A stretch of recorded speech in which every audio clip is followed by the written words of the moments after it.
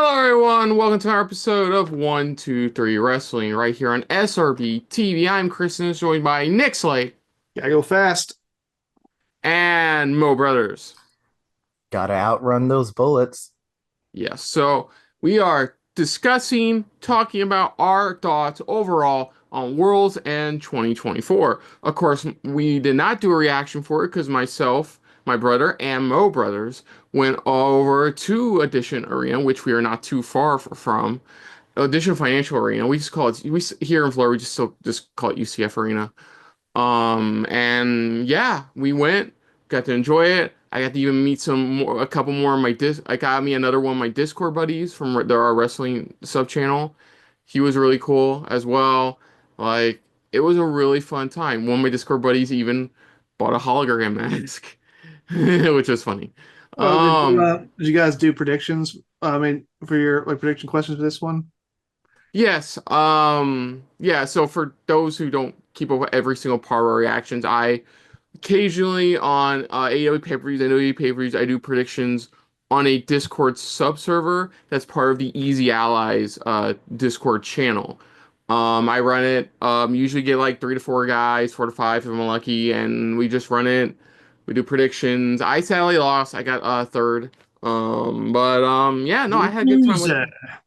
I had a good time with that. Well, it's because there was a lot of expectations in my bonus prediction questions I wrote out, and like couple of them didn't really happen. So like that kind of hurt me as well. So Hmm. like, but we'll get into that a bit later. So with that being said, Mo, did you want to give our overall thoughts being there live? I mean, look, going to I'd say going to any live show just in general, I feel like should be prefaced by saying sentiments may be a little bit skewed in favor because you're caught up in the rush of the crowd and feeling the vibes of everyone around. So I think being there in person, seeing all the action that's happening, um, is a different beast compared to being at home or being wherever and watching it on TV, of Hmm. course. So, um, I mean, I'm just gonna say, just to start off with, I had fun. I enjoyed myself. But we'll go into things later and expand upon that. Yeah, my thoughts was like Mo, it's not my first rodeo being one of these things live, and it was really fun. The crowd was heavily into it. Two jackasses in the back couldn't stand the Statlander Monet match going beyond beyond what, their tolerance was. That was the only part I couldn't stand it. But other than that, the rest of the crowd was great. Some amazing chants from the crowd, some great moments overall, just being there live and stuff. And yeah, it was a good time. Had fun. My brother got surprisingly good seats, and apparently for him, very affordable as well. So like, happy about that. Can't complain. And yeah, had a good time. Mo was there. Mo got to be in a suite. He got to be in one of the box seats with him and his wrestling Sweet. big group of wrestling buddies. Like we saw. What's funny too, where we were sitting too, Nick. We look up to the right, and there was Mo. There was Mo. Moping all fancy. I mean, I wore a suit and everything. I made sure that people didn't look at He me. wore a wrestling shirt and a Star Wars long sleeve shirt.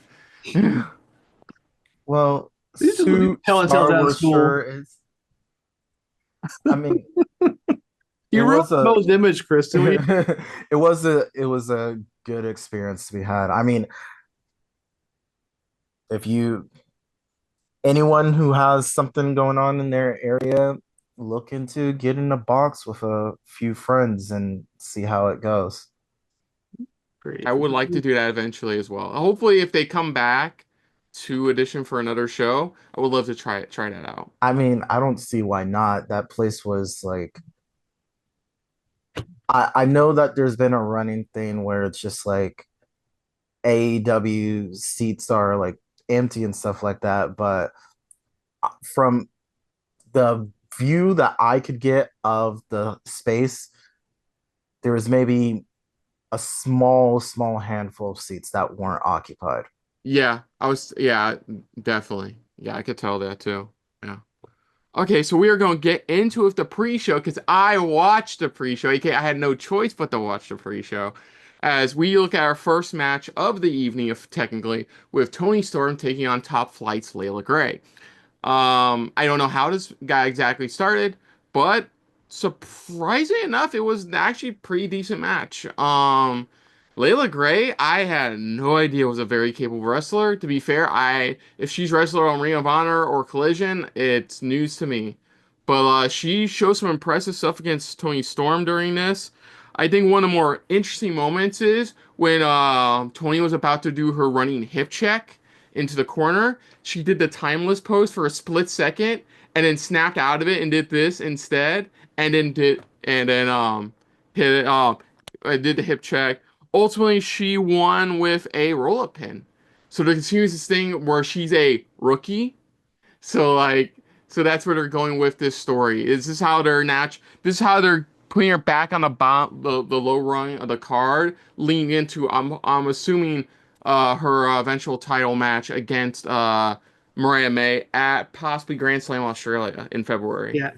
To those who aren't familiar with Lita Gray, she's made a name for herself in Ohio Valley Wrestling. She's a three-time Ohio Valley Wrestling Ah, champion. OVW, nice. Yeah, three-time OVW Women's Champion.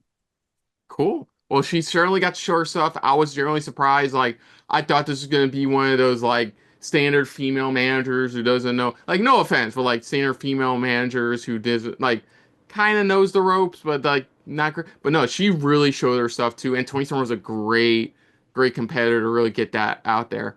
Did you have any thoughts, Mo, or you just want to move on to the next match? I mean, we can. I feel like everything that's said has been said, but it is it does work in with Tony's character in a way where she's on the pre-show 0 hour, Yeah. because then it's like, well, why would we put this rookie wrestler on the main card when this is I believe this would, in kayfabe style, I believe this is her first pay-per-view match. Yeah, that's what yeah, I said that. But it is weird how everyone's kind of just going along with her delusion. Uh I guess they Well, had we'll get to that in a sec. We will get to that a little bit later after we talk about our next match, which is Jeff Garrett. Oh, not Jeff Garrett. Jesus Jeff Christ. Garrett. here. Who's I Jim no no Garrett? no no no. I'm not kidding when I How say this. dare you On my disrespect on Double my J? timestamp notes, I put Garrett. I think I slipped. My finger slipped and put Garrett instead of Jarrett. Jeff Jarrett taking on QT Marshall. First off, how do you make QT Marshall more annoying? I don't get this. His stupid entrance now sucks even more ass. Well, It's it's all this doom thing. And well, his I sw did you not get that he had a whole feud with the Costco guys and the Rizzler? Ugh. I didn't watch that match. We didn't watch the That pre-show was matches that are full also here. yeah, okay. Well, that's the whole thing. He like That's the standard celebrity apparently AEW can get nowadays. it's Mm. there's plenty of, I think the whole reason why that guy, the Costco guy, was involved, because he does have some history um with QT, I think, or it's someone on the roster that he has trained with before. So I think this was more of just like, hey, you're doing your thing. Why not? You're trying to make a name for yourself again. Why not try and, we'll put you on the show, we'll put you on the pre-show, that kind of thing. So I, it's, I don't see it as um kind of like a handout match or anything like that. I just see it as a couple people that had some connection that, just helping each other out, and Hmm. ended up with this match. As as weird as that whole thing was, because I did watch that pre-show match. Um, but the pre-show match that we saw Mm. for World's End, you can go, QT knows how to. He's good at being kind of like a shit heel. Mhm. Like he doesn't have to do a whole lot to get the crowd booing against him, and he shows up, and it's just like his his video package is just says Doom on it, and it's like, oh, this is what we're this is what we're gonna be doing now. I didn't bring about the backstage interview where he tries to force a selfie on the backstage interviewer. Oh, jeez. Like, well, it works. I know QT Marshall is a guy where you need a guy to bump hard for you. You get QT Marshall. You need a stooge who's capable of showing how powerful they are. You get him, and that was the case here for the most part. Jeff Jarrett it was a very entertaining bout.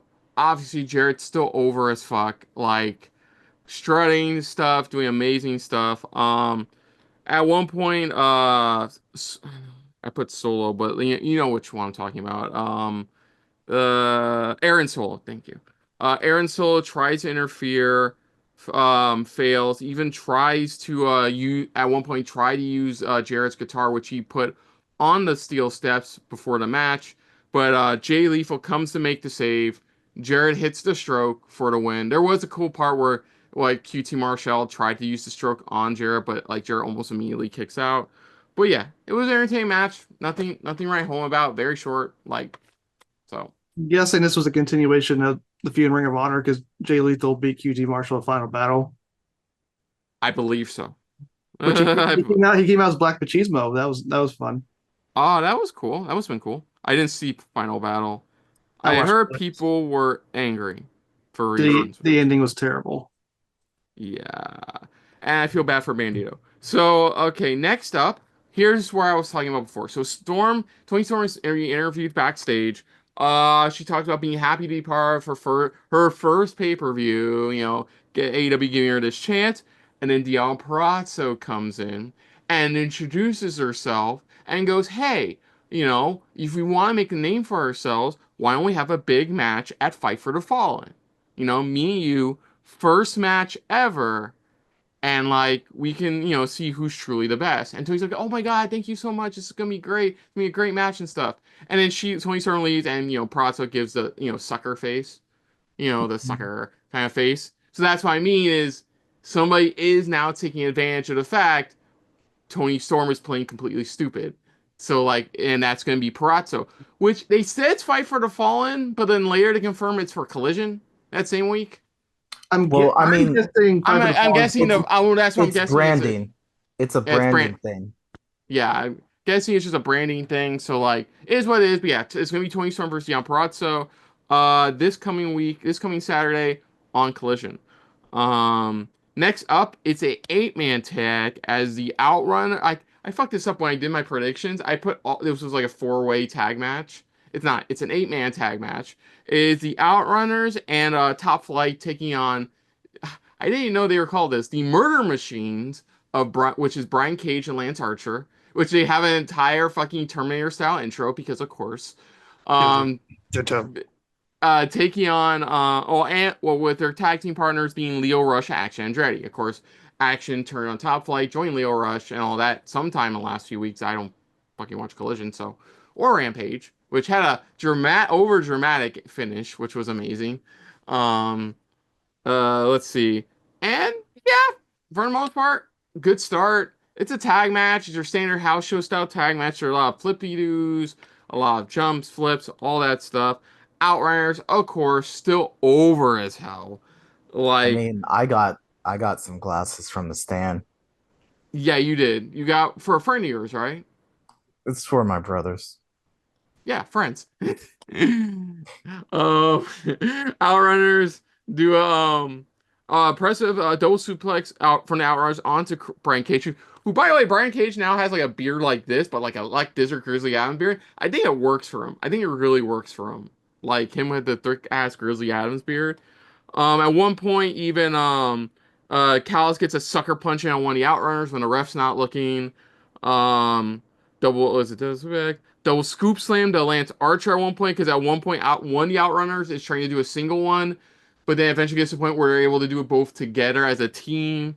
Um, Lance, but the finish is when Lance Archer looks to be getting the finish, Leo Rush tags himself in to get the gigantic final hour frog splash onto a member of the opposing team to on Dante to get the win.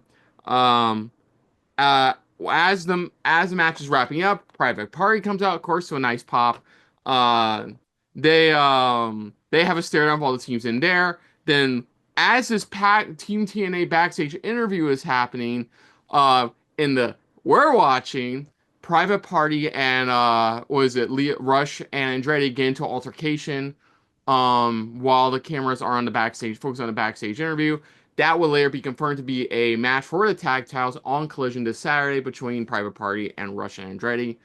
Also, they also teasing also for the live crowd. They also tease Archer and Cage going after a tag title as well as they hold up the belts in the middle of the ring during the backstage interview. What did you think of this match, Mo? Before we get into the backstage interview. I mean, I thought it was a good amount of fun. Uh, the moment I saw that the Outrunners were taking part in it, and then the Murder Machines, those those two opposing forces, that's when I was just like, okay, this is gonna be some ridiculous, goofy, not too much goofy, but also just overall good match. Because I mean, the combination of Lance and Cage is something that I feel has probably been long overdue. Mm, Um, but then, of course, not discounting the other two sets of teams that were involved. It's just a nice big cluster mm. cluster of fun. Did Yeah. how did Lance Archer look? Because when he came back, he looked really rough. Did he look like he's more in shape? He looked fit from what I haven't seen a lot of Lance Archer stuff lately, so from what Yeah, I it saw, he would be looked good. hard Yeah. to say if he looked rough or anything like that. But I I mean, he was capable. yeah, he was That's Yeah, jaw jacking the crowd as well. You know. yeah. Because when he came back to join the Don Callis family, I don't know if it was what he was wearing or something, but he just didn't look his old self. Hmm. But That's what you get when you don't use them a whole fucking lot on TV. yeah. And the Murder Machines, they could definitely work as like a powerhouse tag team. I mean, I thought you think they were going to do something with Brian Cage when they gave him the Ring of Honor TV title, but that lasted a hot minute because they decided to have him lose it to Commander, the same Commander who didn't pick up a single win in the Continental Classic. So apparently, you lose every match at the Continental Classic, and then they give you the Ring of Honor TV title. But okay, Hey, he won his match against Claudio thanks to Darby's help. He I, knocked cocked him with some brass knucks. I thought he got 0 points. No, he got points. He eliminated Okay, Claudio from semi contention. so he got 3 points. Yeah, So he because lost both of his matches. Darby lost his match against was who was he? I don't remember who he took on. Um, shit. Oh no, he took on Ricochet. And like after the match, Commander and my brother's boy, Alex Abrahantes come out. Darby whispers something to Commander and Abrahantes, and then during near the end of the match, Commander gets thrown out of the ring, and as the rest talking with rest getting distracted, he grabs some brass knucks underneath the ring, clocks Claudio, and Commander picks up the win. Still got last place. And probably Beast Mortos. He's like, so Beast Mortos was the only one who got 0 points. Which, come on. Well, wasn't he a last minute? Yeah, he was the last. Was it Commander or Beast? No, Commander was the last minute replacement, not Beast Yeah, he Mortal. replaced Juice Robinson. Yeah, I'm surprised about that. I mean, Commander, like, okay, like, I get why he had to win because you couldn't for what they wanted to do for World's End. It had to be Claudio losing. Mm. But like, it is what it is. But to our backstage area, Team TNA, of course, Jarrett happy with his win, but to surprise of Satnam Singh and Jay Lethal, he announces that he will be talk this. I mean, reveals that he will be having a announcement involving his career at Fight for the Fallen this Wednesday. Um, which is to the shock, like I said, to the shock of Jay Lethal and Satnam Singh because we don't know what this could mean just yet. But we get into our main card of the evening, where now Nick is more relevant for I'm this always card. relevant. So yeah, we get the Guns N' Roses intro, which I'm like, cool, earn that paycheck. Get that, give that money, TK. It was a nice intro, it was whatever. First match of the night is for the Continental Classic semifinals. It is Will Ospreay, Kyle Fletcher 2. This match was, in no shocker to anybody who's watched Will Ospreay this year, absolutely fucking amazing. This is why, gentlemen, we do year end, beginning of the year, just to be on the safe side. Because I saw, like, on YouTube, one of the channels I follow did a best matches of the year, and even the comments were like, this should have been released a bit later. Because this match was fucking amazing. Where do you even start? I have a list. I don't have a list of how this match is going. I just have a list of amazing spots. Honestly, like the biggest thing to come from it was like at one point Ospreay gets bust open by a move by Fletcher, and that really changed the match a little bit. As like Ospreay is going off of pure adrenaline for the remainder of the match. We have some amazing stuff. The Hurricanrana counter from Fletcher that turned into a powerbomb on the apron. Uh, the point where like Oscar's covering and Kyle's just on top of the barricade mocking the crowd, which was great. Even ripping up a sign, and the guy had a backup sign. That's what you do when you sit that close to the ring. Yeah, Oscar goes over one point. Like one point, Kyle gets a bit sick. He has some of Will's blood on his boot. He picks up some of the blood of his finger and licks it. So yeah, fuck off. That shit's freaky. Oh, Uh, one sign, like I say, one sign I saw in the crowd. A guy held up a sign and said, "I'm trapped under an elephant," and then he held up a second sign and says, "I'm okay." Yes, Alan Partridge restaurant. I didn't realize that till I got home and I saw online people caught that. Um, let's see. Sorry. It's Osprey laughing after Spanish fly near fall, but still covering. Dude was crimson masked by the end of this match. Like seriously. He Oh looked yeah, like Yeah. that he looked was. like honestly when he was headbutting him while bleeding, it just started looking like spaghetti sauce. Yeah. It looked like you know how like your plastic bowl gets stained by spaghetti sauce. It was that color. It was just when Yeah. we started headbutting Fletcher. It's like I was like a little bit once we got to that part. Yeah, Osprey and Kyle having a chop off. Later having a headbutting competition while on like lying knee first on the mat. Kyle attempts to do a little cheating, which leads to Kyle smack talking the ref. Then we get an amazing near fall by Osprey.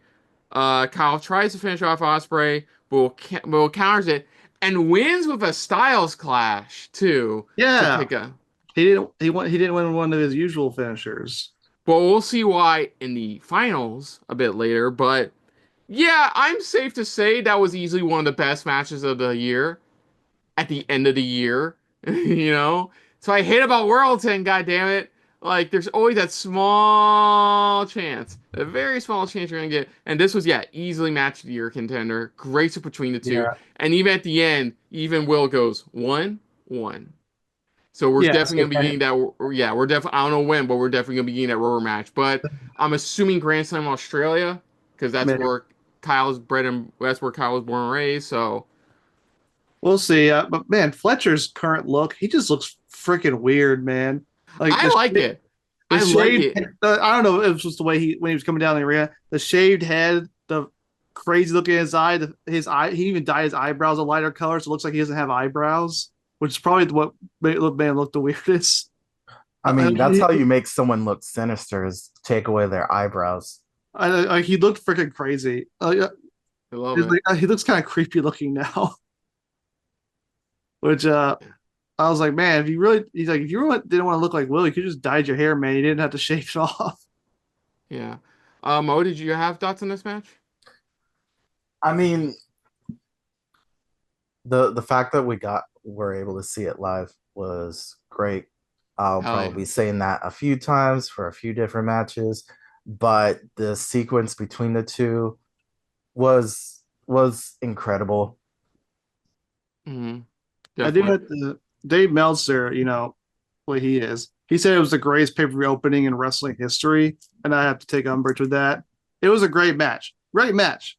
Was it the best pay per view opening in history? No, because somebody brought up a match immediately. It's like Bret Hart versus Owen Hart at WrestleMania 10. That's a good one. As people pointed out, it's like we're still talking about that match 30 years later. As good as this match is, are we going to talk about this match 30 years later? Yeah, I feel feeling somebody's gonna like next year go, oh wait, that match happened. That's gonna have like, Yeah, but that's why but I don't like mm, that kind of hyperbole saying, "Oh, it was the greatest thing in history." It's like, how about we wait a Uh, while and see if it actually sticks in annals of history before we be making those kind of declarations. Nick, did you have any other thoughts on the match? The match, like I said, yeah, the match is really good. I mean, these two know what they're doing. Like Mm-hmm. Will Ospreay can have a match with, like he's like Kenny Omega, he can have a match with a broomstick and have it and make it entertaining. Mm. Uh, Well, to be fair, Bushi had a match with a sex doll, and that worked out, didn't it? we call I them believe he had a dolls. match with a love doll. Okay, sorry, Love Doll. We call blow up dolls. I mean, what you do with that blow up doll is your business, Kristen. I'm not going to judge you. Um, but yeah, these two know what they're doing. They definitely AEW is definitely behind pushing Fletcher. I don't know. I just don't really like his current look. Maybe he'll grow his hair back. We'll see where he goes with that. Okay, But so go uh, on.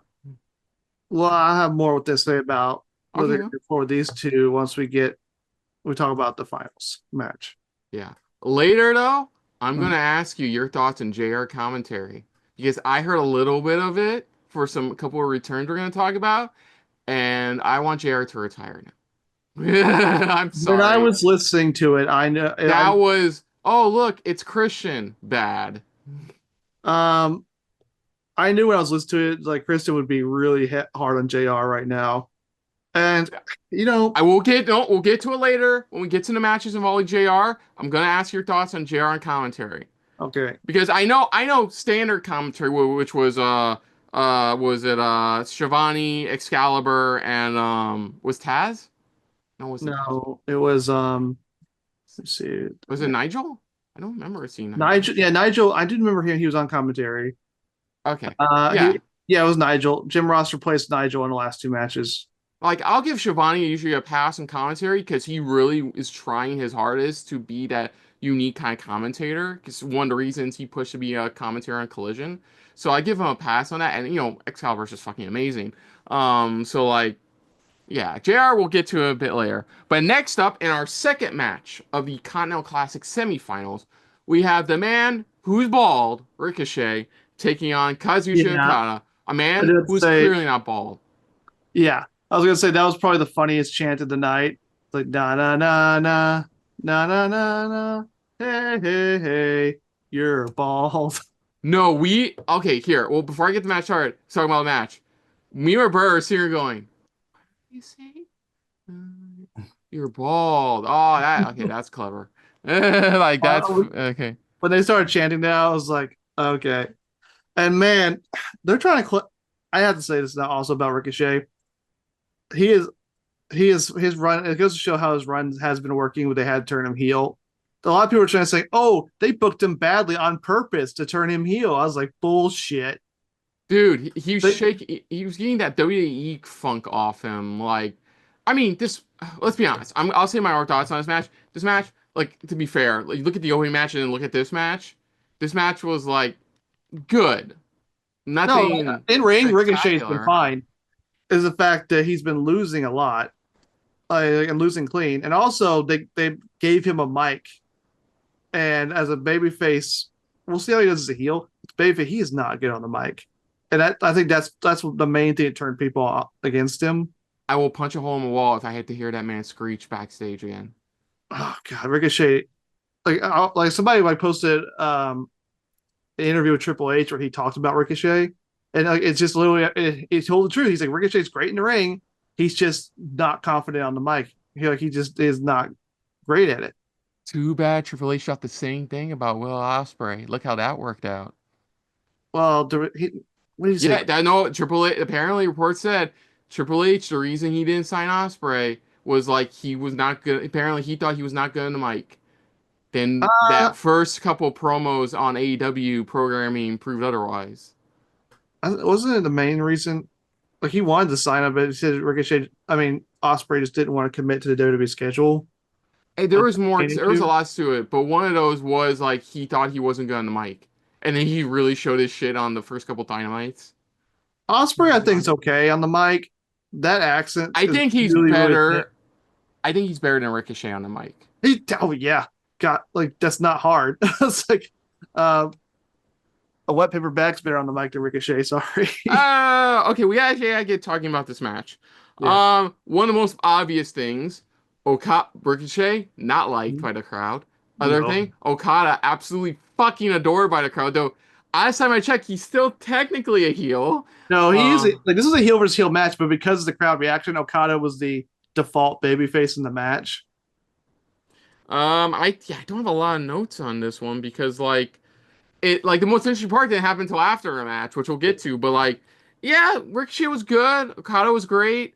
I Really think enough, this was the shortest match on the main card. It was only not 13 surprised. minutes. Not surprised there, especially want to have Okada go for at 100% in the finals. So, yeah, it was a lot of offense was Ricochet. Like Okada still got when Okada got offense, it was the kind of offense he needed to get in.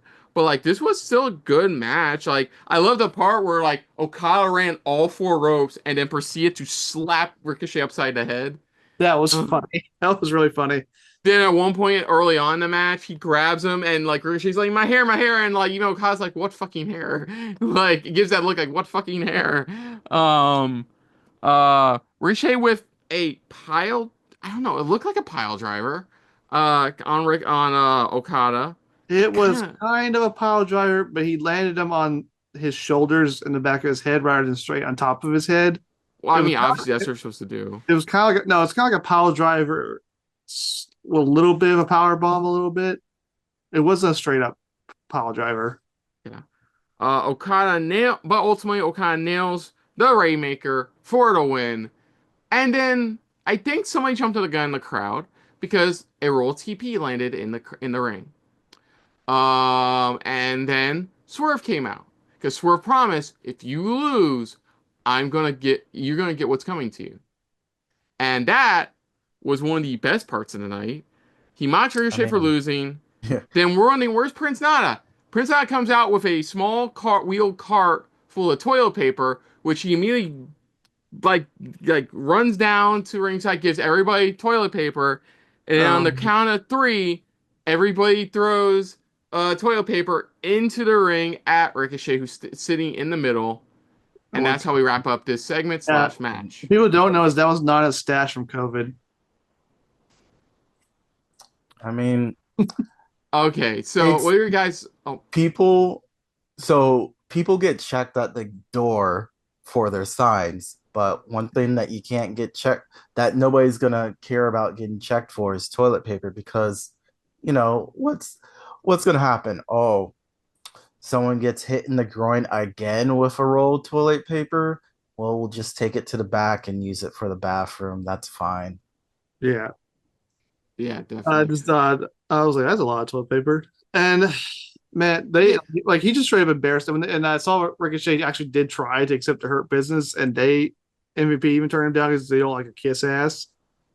Um, yeah, I think like this is clearly still because Rick Square's still not done with the hurt. I keep calling the hurt business, hurt syndicate, same damn thing.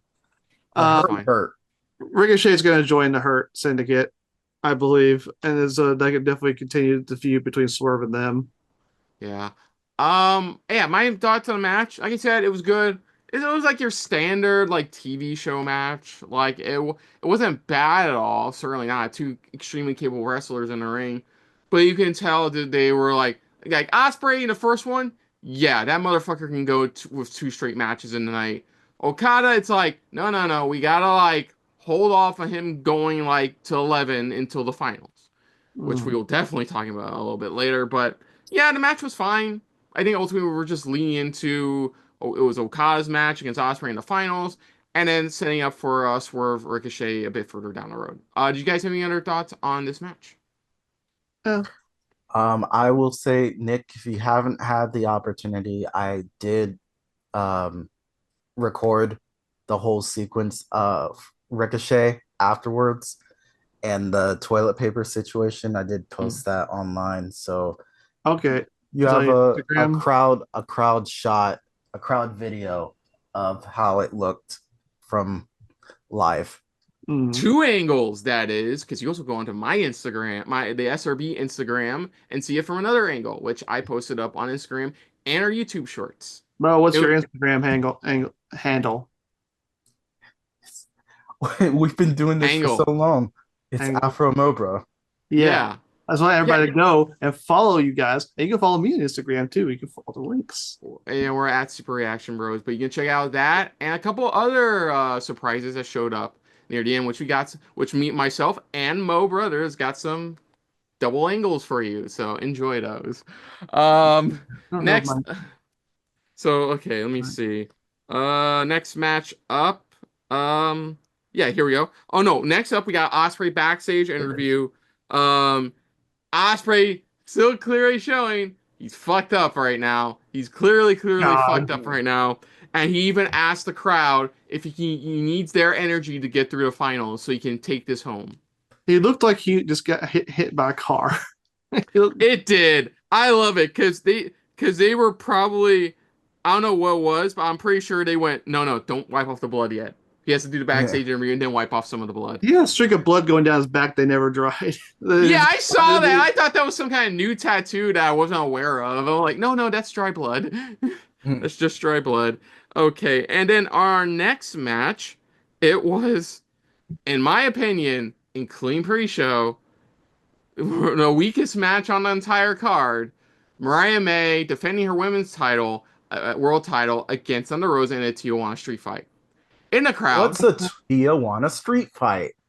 It's I'm a glad you asked. It's a Falls Count Anywhere match with random objects.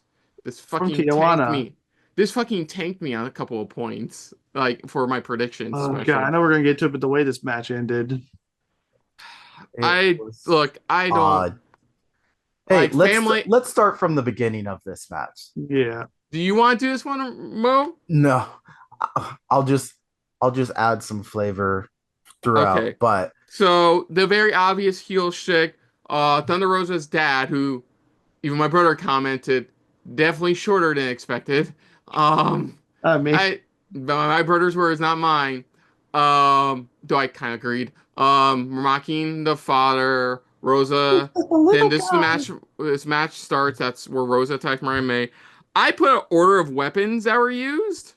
So they go up to the ring, go up to the entrance area, and then this is where like they has a little brawl up there. Ultimately, like Mariah May grabs a bottle of liquor from Rosa, spurts the inside liquor into Rosa's face. tequila, To it was the tequila brown? I thought tequila was like crystal clear white. It was brown. The liquor they used was tequila, brown. tequila can be brown. Okay, You're thinking I of didn't know. I don't know. I don't know. I no. thought I had like I'm just saying tequila can be. okay. So sprayed tequila in her face. Then they eventually went through one of the walls set up for this match. That was weird. Trash can was eventually brought out and used. Then, okay, Mo, I don't know if you Wait, saw this. What did wait. she? Didn't aren't you missing out the fact that Thunder Rosa came out with a pinata? Oh Oh yeah, yeah, so that's right. Thunder Rosa came up with pinata. full of It was packs. layered. It was layered to be beat thumbtacks, not Legos. Those damn bastards. Insert joke here for I started that. thinking about my old teacher at Ferrara. Pinata, pinata, Yeah, pinata. this is why I meant Mo. I need your help because I just wrote for a while in this match. I just wrote out the different weapons they use because it was not an interesting match. So like she clocks her like at one point they're at barricade and she clocks her with like a can of something. It was like a drink or something. I couldn't tell. There was like this red can on the floor after she gets clocked. After Mariah May gets clocked. I thought it was a can of something. Nick, did you see what it was? I Like it was they were I'll in a be barricade corner and she got clocked or something, and all I saw was like this red can of something or cup. I couldn't tell, but honestly, this match was kind of I was not really all the way into this match. Steel chairs were eventually used. I mean, I Pianos real. popped for the pinatas because I was just thinking about Ed. Pinatas were used. A chair was used. Thumbtacks from the No, pinata. Ed Near Ferrara fall was after. Oh, what I was was gonna it? say Ed Ferrara was Oklahoma in WCW. and he was Good one of my friend. writing teachers. Cool. It was Sorry, I'm shot trying to dead. get back on track. Near falling Rosa after she's playing to thumbtacks. Mariah May decides to use Rosa's father's cane as a weapon at one point. Gets out some barbed wire, which doesn't really get used. I think it's used, but where I was sitting, the angle where they're at, I didn't see anything, and I wasn't looking at because they had the actual like pay-per-view shot on the main monitor above. I didn't see what it was. I don't know if it was used. Rose's I dad's think king. I think it was wrapped around her leg. And Oh, she okay. couldn't Yeah, yeah. get. She wrapped it around her leg and acted like it was hurting her. And then she went to do a knee while Rosa was against the steps. Rosa moved, and so she kneed her barbed wire covered leg into the steel steps. Ah, okay. That makes sense. Rosettes Kane was eventually used, and one clever spot because it didn't look like she fully set up a table, but in actuality, she was going to do a running like flying knee strike to Mariah May, which was I mean that was like one of my favorite spots. Like that was clever. Do it. Rosa choking May out with a chain. Pocket sand in the corner, which apparently I was told by my brother that it was been there the entire match. Well, I didn't. that was just pocket sand.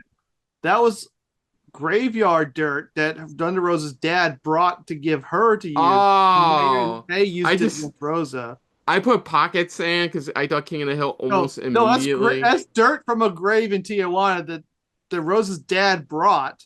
So Rosa's Pocket dad it was inadvertently cost his daughter the match pocket dirt.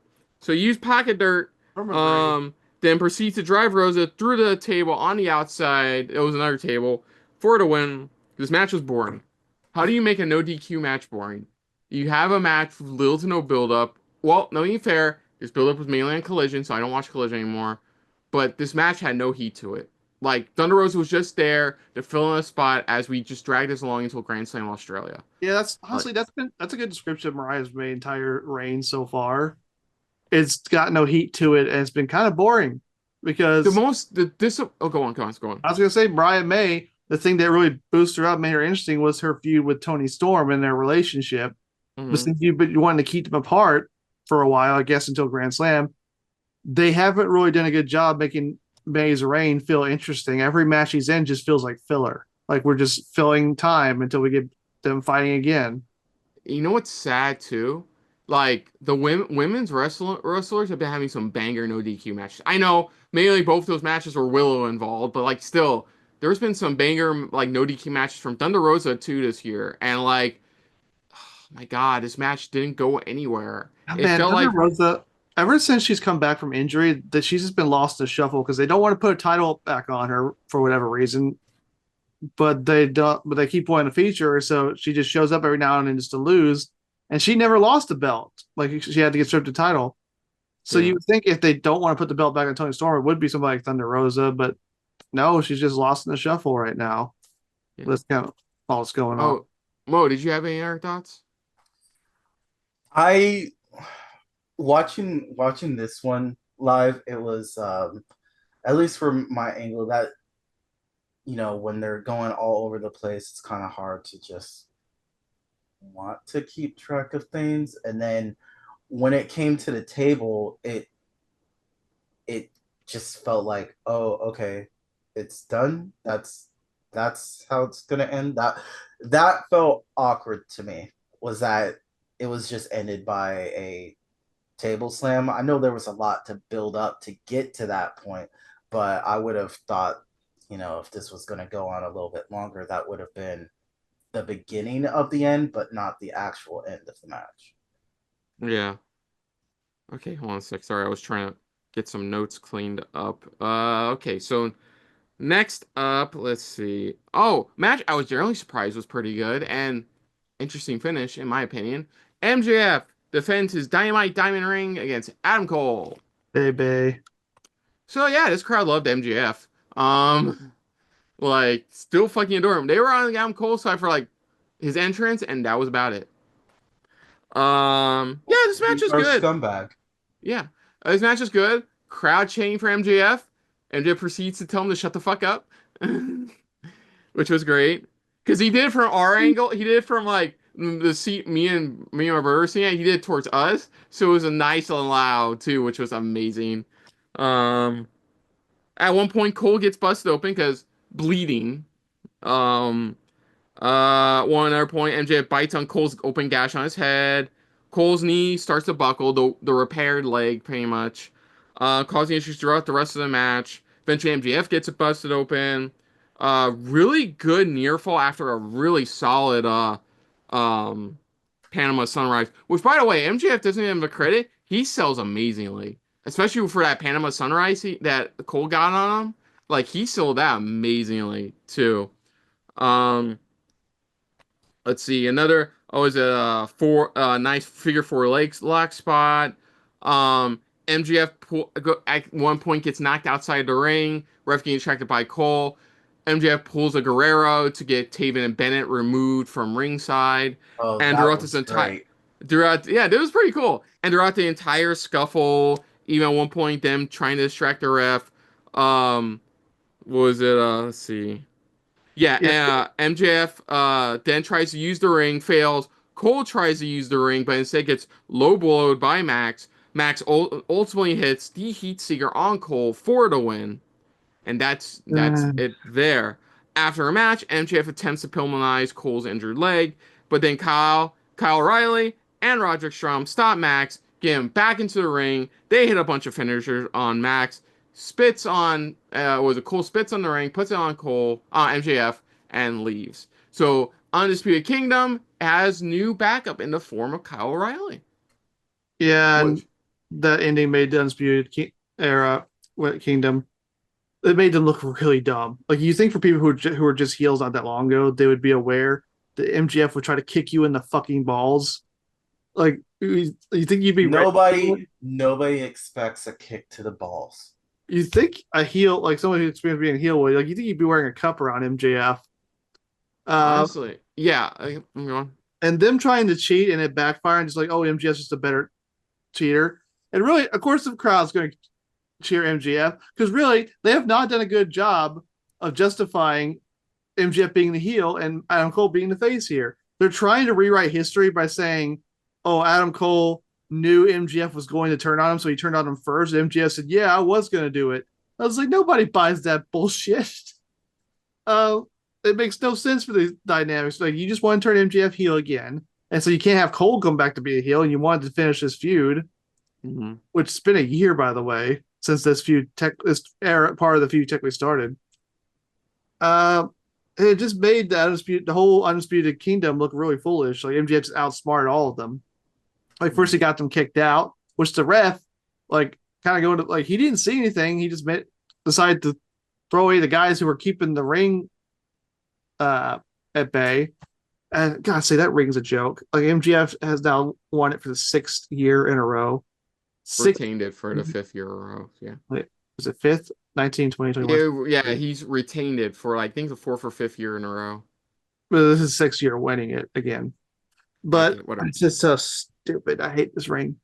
Um, Yeah, and they confirmed later that like, yeah, Kyle's now part of Undisputed Kingdom. Go on. whoop-de-doo, Basil. I mean, I've been great for him. I guess he's leaving the conglomeration, whatever that group is.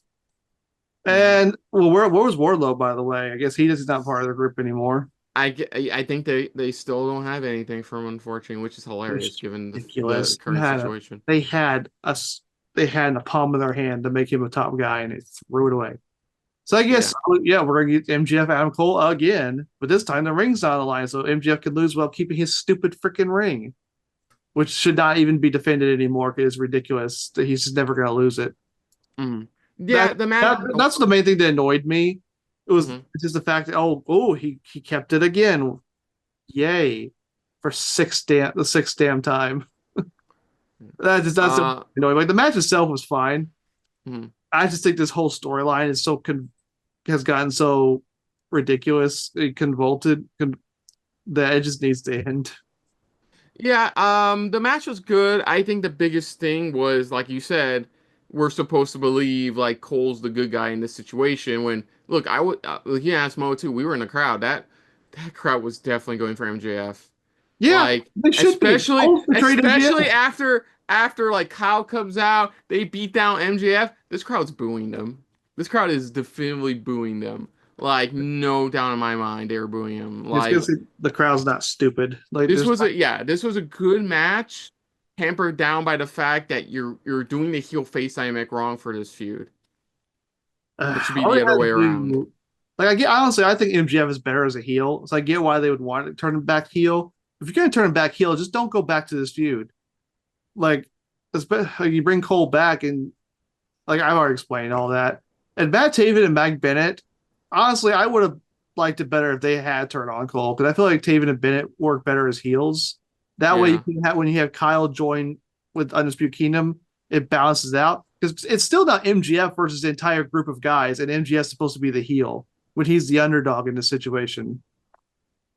Like if you had at least given him Taven and Bennett to back him up, it would have at least evened things out a little bit. Right. Mo, any other thoughts?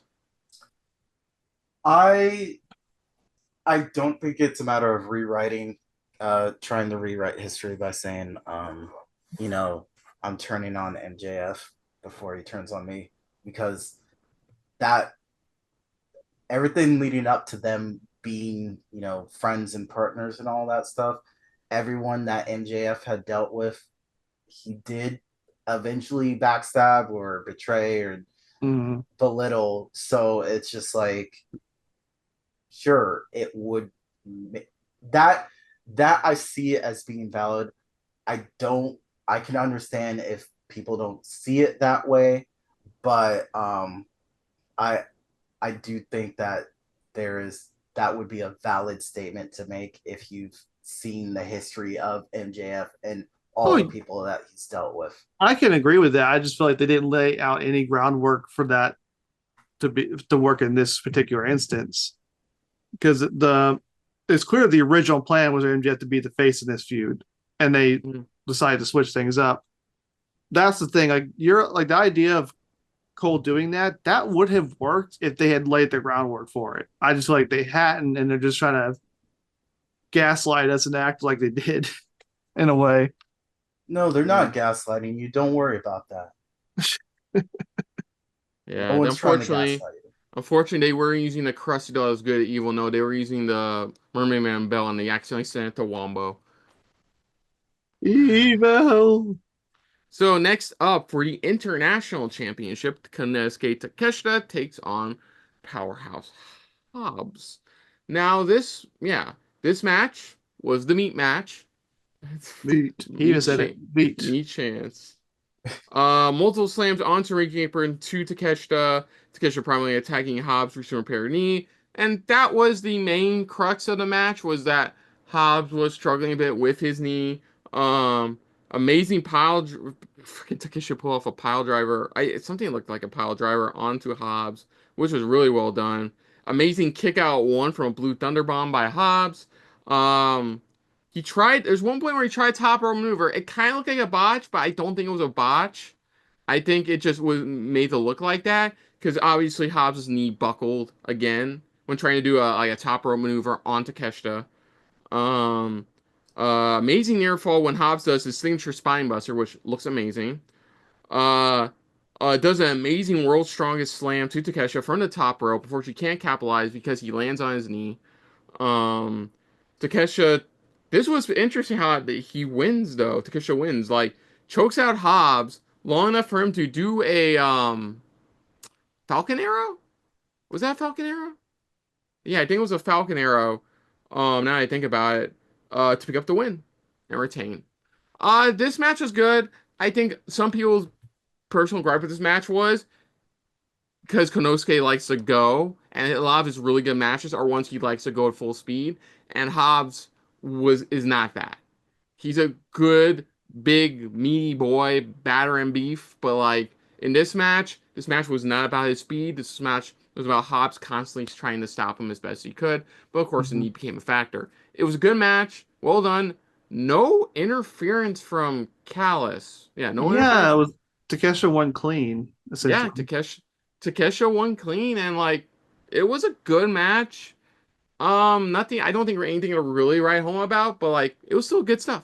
I do think it's funny. This is now the second time where Don Callis lost a member of his crew because he didn't bother to call and check on them. Like the first one was Sammy Guevara, and now Powerhouse Hobbs. This is now the second time somebody's left his group because you didn't bother to call me when I was hurt.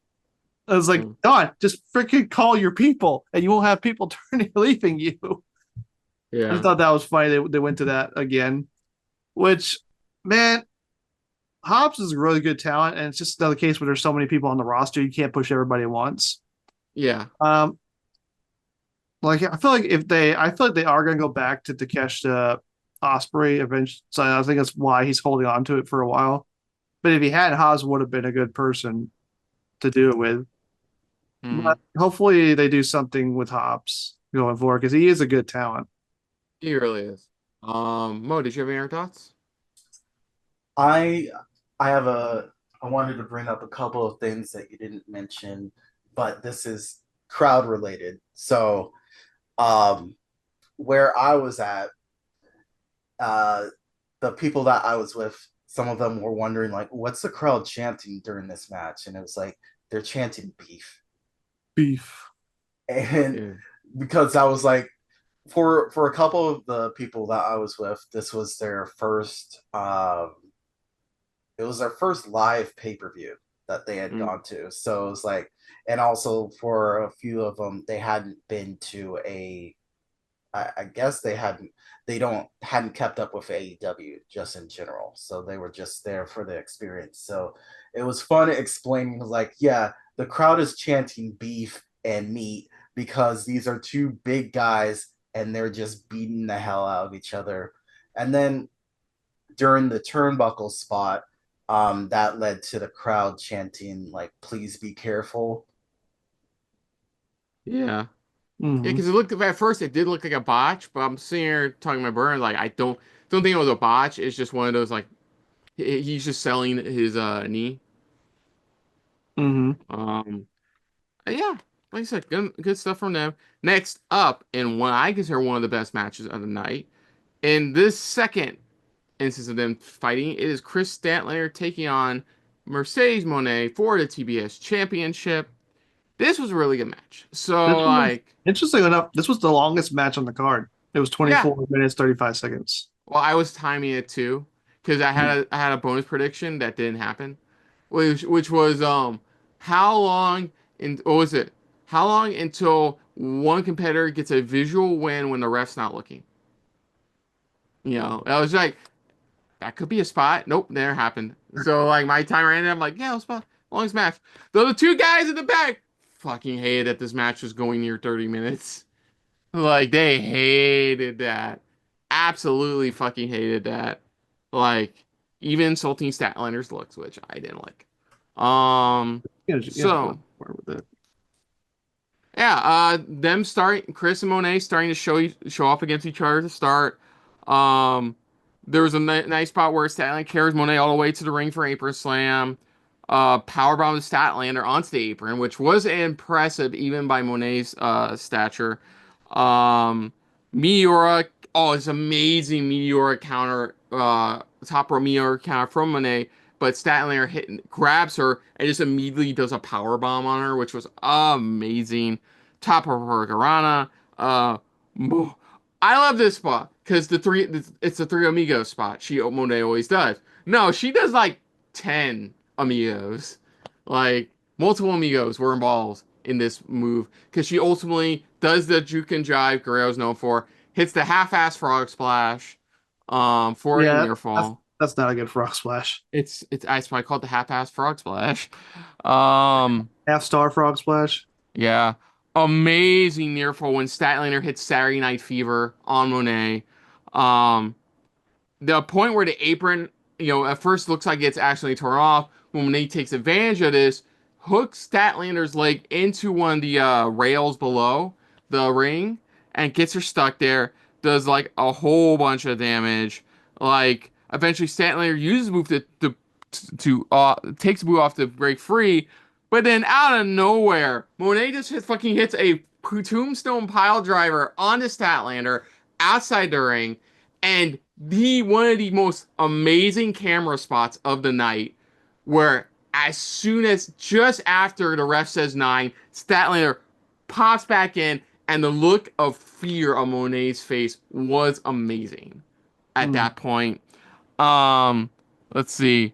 Uh, and then they do this weird spot near the end where there's a bunch of like pinning predicaments. And then, okay, Nick, this is what it looked like to me. It looked like it was supposed to be, one of those, she holds her shoulders down and the competitor's legs are up and it's kind of a pinning predicament. Yeah. I think it was supposed to be that, but considering Monet, I think at this point was absolutely exhausted or like completely out of it. It looked more like Statlander was getting the clear pin. Like, It was kind of, they were doing the whole thing where they try to out wrestle each other and get each other into unique pins.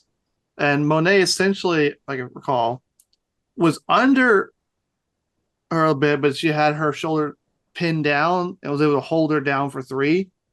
Essentially getting what felt, usually you do that spot for like a babyface win. Like it's barely getting by the skin of her teeth. But and that's the thing my biggest gripe with this match is I don't think Monet should have won, at least not this way. yeah.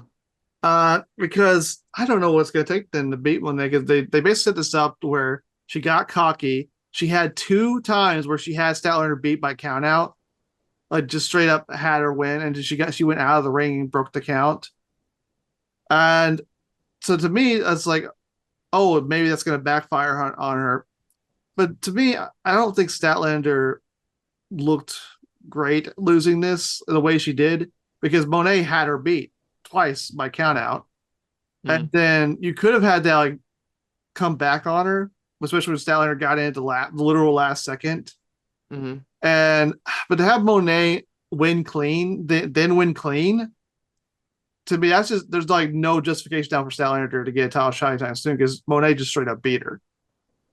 And Yeah. I feel like I would have rather if Monet had to retain, I would have rather had her retain a little dirtier, like not straight up clean win.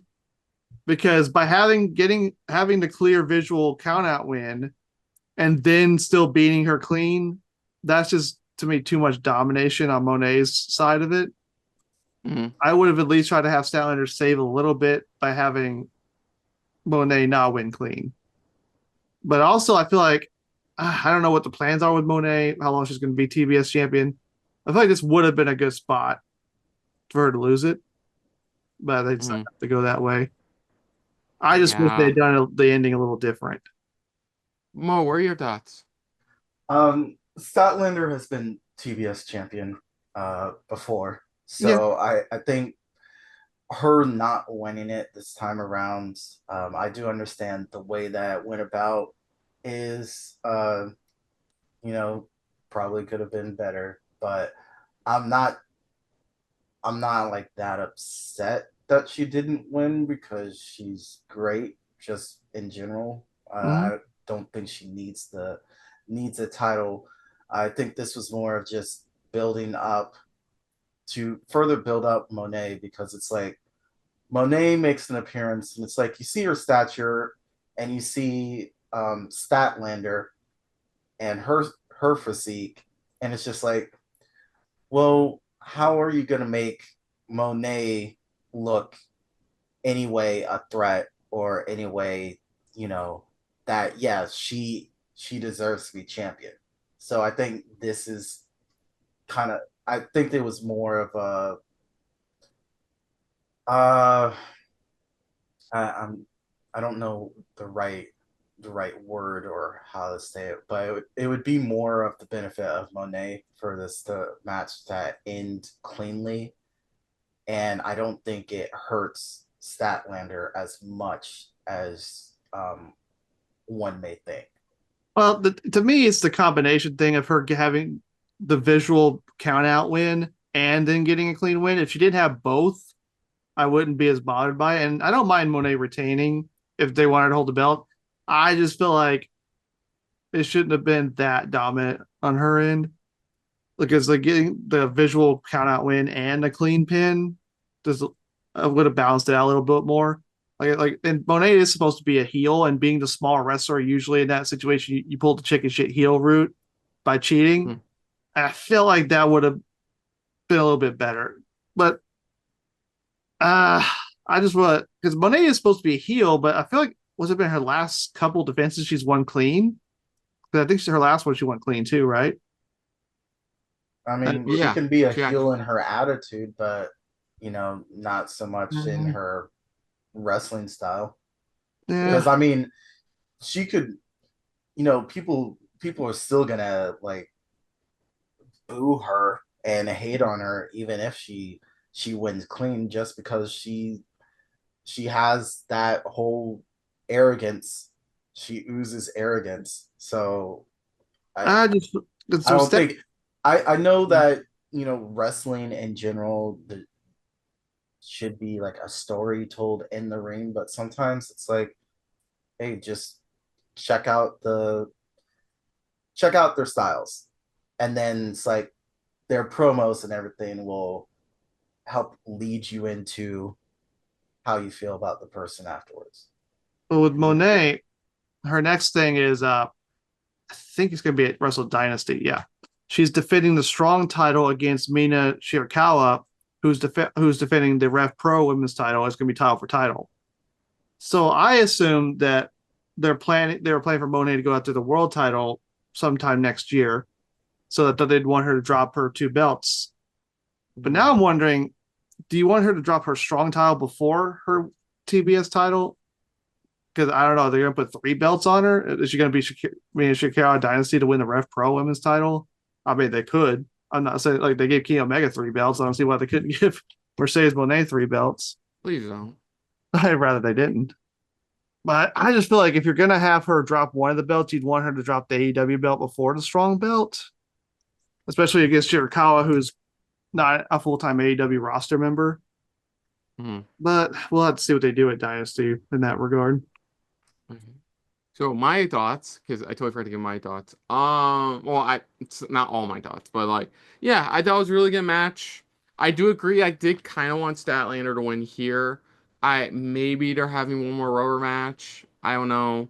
They're having That's like one real quick. more. That's the thing. Like Statlander has no justification to get another match. She lost straight up. Well, no. Let me finish. That's my main. I agree. No, I agree with all your points. Like the way they did here, honestly, I really did think they were going to give it to Statlander, especially how many times she got really close and Mm, like that last near fall, like Statlander got Monet. I thought that was it. yeah, Honestly, I thought that was it. But then there was a near fall, and I'm like, then that's where I start realizing, fuck, Monet's gonna retain. yeah. Um, I don't.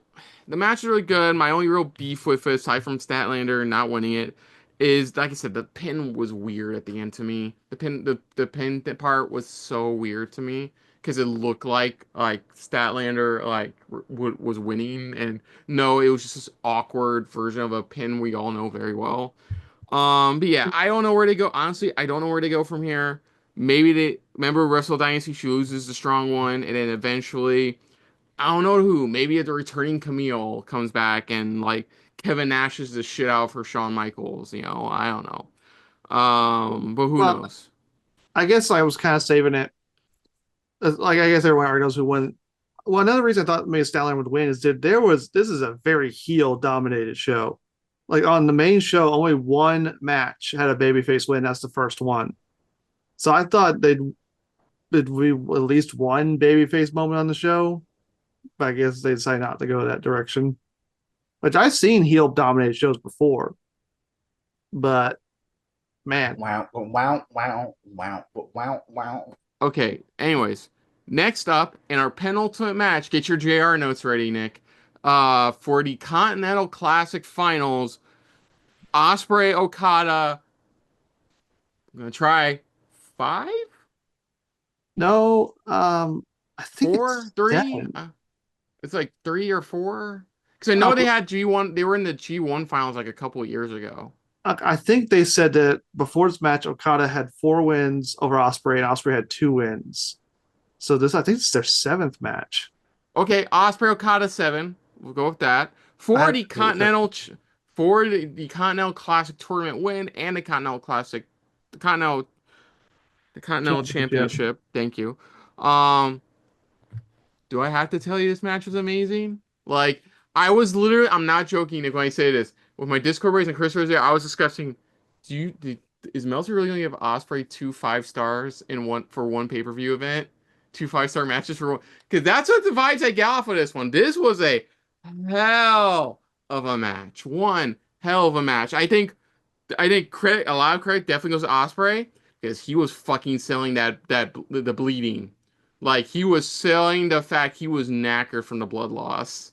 And Hmm. he was like, holy shit, this is what people love about Ospreay. Definitively, you just look at this match, this is what really love about Ospreay. Like, where do we even start? Like, the crowd gave this match a standing ovation before anybody started fighting. Like, before this match, as soon as the bell rang, they were staring. Crowd gave this a standing ovation. Like, standing ovation, AEW chants, like, all over the arena. Insane. Being there live hearing it. Where do you start? Okada fucking around with Will's bloody bandage, even wrapping the bloody bandage around his arm. Still proceeding to flip off the crowd. Uh, Alex has the match going along. Ospreay's blood loss is starting to take effect. He's not hitting his moves as strongly as he should be. He's definitely unbalanced at some points, but he's still going all in on this. Like Oscar off the barricade, amazing near fall, and kick out of a Rainmaker, which that shows you it's a very well protected finisher. Um, Amazing there. Awesome counter sequence, at least to the first Stormbreaker, which oh my god, I holy crap, that was such a great near fall there. Um, but ultimately, even though Osprey was willing himself with the crowd's energy, he was like no selling a lot of Okada's outfits near the end. Ultimately, one more Rainmaker gives Okada a win, winning his fifth major tournament in pro wrestling and retaining the Continental Championship. Afterwards, they shakes hands. Osprey sadly leaves and this is where it starts getting even better. It's like we were already at a 10, and our return makes it to an 11 because Christopher Daniels comes out, says, I would be handing you a Continental Championship right now, as is tradition, but I'm no longer an EVP. Crowd shocked, but crowd knew it was coming because then Daniels goes, but this man is. And out pops Kenny by God Omega back in it in an amazing looking suit. Crowd from beginning to from the moment he shows up to the when he's leaving will not stop chanting for this motherfucker. As him, as he is the EVP, only one around now officially according to kayfabe, comes out, comes down to the ring, hands Okada the Continental Championship. They have stare down in my fucking veins, please. Like, holy crap. Just the aura of these two having a stare down in the ring was legend. Wait for it, dairy. Yeah. Like, this is not a Grand Slam Australia match. I think this is a Revolution match. You think they pushed it back that much? Well, because I think they're gonna have a couple big matches on the, because have they confirmed if Grand Slam Australia is a pay-per-view or just a I'm TV special? No, it's a pay-per-view. Is it a There's pay-per-view? no there's no way that they would fly that it would be All like a Australia, yeah. TV. Okay, well, I Pay-per-view. think either it's gonna be Revolution or Grand Slam Australia, but Omega's back. I'm happy to fucking see him back. Like, it's great to see another top babyface back in the picture, back in the fold. I'm curious to see where we go next for him with him, aside from Okada. Um, that's Okada. That would be Okada Omega 6, right? Or 5. I'd have to go back and look. It's definitely a lot. I remember when Osprey lost, which I remember like I texted you, what the fuck? It's like why would you have Osprey lose? And then you were like, yeah, I thought the same thing. And then Omega came out and you were like, yeah, that's why. No, Yeah, that's why. no. I was looking at my bird. You hear it in our reaction, in our crowd Yeah. reaction at Super Reaction Bros or our YouTube channel. You can hear me even say it, like lightly say to my bird, this is why. This is I why. say this is why. And Like this. it would have been nice to see Osprey win because he hasn't been winning a lot lately. Like he lost to Fletcher in their first match last, and then he lost the international title to Takeshita. So, and, he's lost here to Okada. He got a win with Fletcher earlier tonight. They'll probably go back to that. But you definitely got to start giving Ospreay some big W's after this. I don't know where he's going to go. Maybe they'll go back to him and Takeshita. Maybe he'll fight Fletcher first again. Like you said, they're probably going to do Ospreay Fletcher at Grand Slam. Yeah. But then what do you do after that with him? And Well, we were discussing this. Me and we were discussing this, and I was discussing with Discord buddies afterwards. Is interesting. I think this is going to be the beginning of them pushing Ospreay for the world title. Like it, not immediately, because I think the next person to hold that title is going to be Darby. I still think that's Darby Allin is going to be holding the AEW World title. But I think it's a strong prediction for 2025. But I think this time, even though I said this last year, or earlier this year, earlier this year, I really think 2025, by the end of 25, Will Ospreay, it will be AEW World Champion. this is the thing when I you have so mean, many top guys turn on it the into a roster. tradition. I threw Yeah. into the tradition. That's right. Uh, But no. Let's talk about the match. Let's finish up our thoughts on the match, though. Fucking great. Just like Okada when he's giving it his all, his New Japan second half of the match all, he's fucking amazing, and he was fucking amazing here. I think this was easily Okada's. Um, I think this was. I'm gonna say this. I think this was easily Okada's best match since joining AEW. it definitely feels like New Japan Okada because Yeah. one of the criticisms of Okada's run AEW so far is I felt he hasn't felt like that same level because it didn't help that he felt like more like the Young Bucks enforcer, Mhm. and he's been doing good matches in AEW, but they haven't felt like the aura he had in New Japan, which Jim Ross actually brought up on commentary that when he first saw Jay Okada in Japan, that he had that aura. He had the crowd in the palm of his hand. This felt like a return to New Japan Okada. I Yes. think it This does was. help. They've quietly killed the new Elite storyline, which is interesting. That I feel like they have completely killed that because when Kenny Omega came out, they made zero reference to the fact that the Elite kicked Kenny Omega out and replaced him with Okada. Oh, okay. I didn't know that. Okay. They made zero reference to that. So you would think that would be the reason why Omega would want Okada. They didn't mention it at all. Okay. So I Okay. feel All like right. that storyline's they're still going to do Omega Okada, but they're not going to mention that. Yeah, no, it is a great. This was a great match. I think Ospreay's selling of the injury from the semis match was amazing. He kept his promise. It was the crowd that kept him going. Okada Mhm. wasn't having any of it. Like it got to a point where it just, and I didn't bring that up because they redid that spot from the first Ospreay Fletcher match where Ospreay looked like he was already out of it near the end of their Ospreay and Fletcher's match for Full Gear. But I love Mhm. what they did there, which was this time around Ospreay was ready, and this Ospreay found that second win, and that's where he ultimately won against Fletcher. But ultimately that wasn't the same case here though, because Yeah, he was. logically speaking, it makes sense why Okada would win because they reference how Okada is a master and he's got tournaments of pacing himself, and so he's fresh enough in each match going forward. And so Okada's kept himself healthy throughout the tournament up to the finale, while Ospreay, he killed himself in the semifinals. So he's So, going in already mhm. deeply damaged. So straight up, we have like a near, uh, what's the word I'm looking for? Uh, perfect health Okada against an injured Ospreay. But yeah, I guess it makes sense for Okada win. I just thought maybe they'd go with the babyface win because Yeah. I thought there'd be at least one big babyface moment on this pay per view. No, Oh no, there was I mean technically, like but we'll get in to terms of that later. winning a match is what I'm saying, a big win. Well, I'll But explain that later. they decided not to go that way because they want to do Okada Omega, which I understand. But we'll have to see where that goes. But yeah, Omega's return was awesome. He's been gone for a year. It took him a whole year to come back, and he's desperately needed. Like AEW is really needed for some like a top face right now because Yeah. the top of the card is kind of heel heavy right now, Yeah. and I'll. Yeah. it freshens things up by Omega being back. Hmm.